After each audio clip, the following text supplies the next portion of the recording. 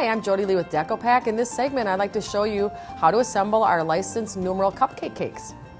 Here I have a number 1 I'm assembling for you. We have a brochure with our licensed cupcake cakes, and they can show you a lot of the other fun number cakes you can create.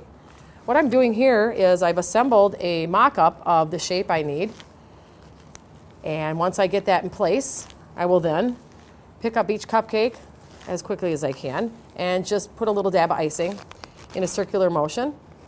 For some reason, if you put just a blob in the middle, it seems to slide around, but there's some kind of magnetic cupcake force, should we say, that if I do it like this, it just creates some kind of suction. Kind of like when you're icing a cake and you have the comb side and the flat side, there's some kind of adhesion that it does. So I'm just gonna quickly run through all these, and when I'm done attaching all the cupcakes, I will then go back and start moving them as close together as possible to create the tightest barrier I can without having to have too much icing falling or being placed in between the cupcakes. Because that would just be a lot of icing, it'd be really heavy, and it's just wasteful to use that much icing. So I'm gonna go back and just really work those cupcakes in there where I can best do that. And if there's any little extra icing outside the cupcake liner, just take a little spatula and get that out of the way. So I'm just as tight as I can. I think I got it pretty tight.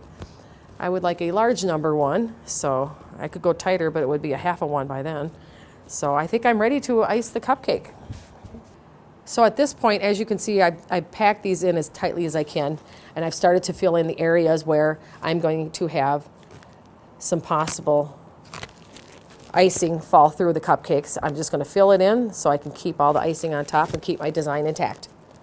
Literally, when I do a cupcake cake that is just smoothed over, I want to reference that it looks like a cupcake, so I will just do an outer cupcake wall with my icing bag.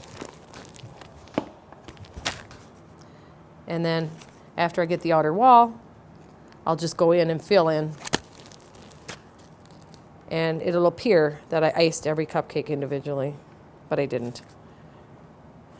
Just, there you go. And once again, very important to have refreshed icing at all times, as much as you can possibly remember. Keeps the air, minimizes air bubbles and extra smoothing. And then just a quick fill in.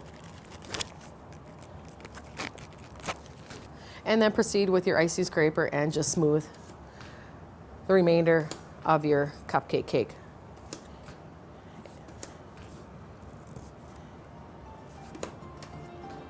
And there you have your completed and iced numeral cake, ready to decorate.